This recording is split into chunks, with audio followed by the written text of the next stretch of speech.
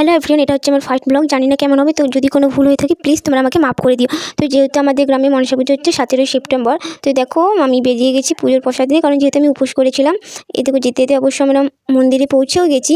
তো মন্দিরে পৌঁছে কী আর করবো, পুজোর প্রসাদ আর নামিয়ে বোন আর বোনের ফ্রেন্ড আমরা গল্পই করছিলাম। তো করার কিছু নেই, কারণ কখন পুজো হবে তার কোনো ঠিক ঠিকানা নেই। তো এই দেখো এদিকে লাইট দিয়েছে, এদিকে সবাই কত প্রসাদ নামিয়েছে। তো আশা করি তাড়াতাড়ি অঞ্জলি শুরু হবে, কারণ যেহেতু যাত্রা হবে। তো এই দেখতে পাচ্ছ পুরো মন্দিরে কত ভিড়। এদিকে এখানে পুষ্পাঞ্জলি দেওয়া চলছে, প্রচণ্ড ভিড়। সবাই মানে ঠেলাঠেলি করে দাঁড়িয়ে আছে। কে যে একবার যদি কেউ ঠেলে কে কোথায় পড়বে তার তো কোনো ঠিক ঠিকানা নেই।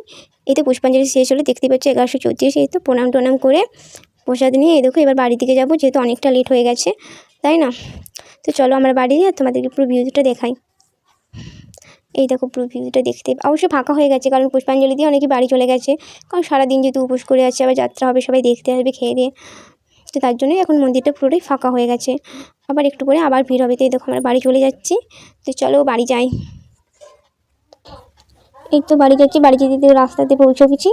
আর একটু আচ্ছা, জাস্ট বাড়ি যেতে খুবই ক্লান্ত লাগছিলো, যেহেতু সারাদিন না খেয়েছি। তো বাড়ি বলতে বলতে বাড়ি পৌঁছেও গেছি। এই তো এবার দরজার জন্য দাঁড়িয়েছি, দরজা কখন খুলবে জেম্মা, সেই জন্যই দাঁড়িয়েছিলাম। অবশ্য অলরেডি বাড়ি আসতে 11:15 বেজে দাঁড়িয়েছে, দেখছি এখনও ঘুমায়নি। তো কী আর করবো, চলো খাবার টাবার খাই। অনেক মানে শরীরটা খারাপ লাগছে। চলো তোমার সাথে কাল দেখাবে। বাই।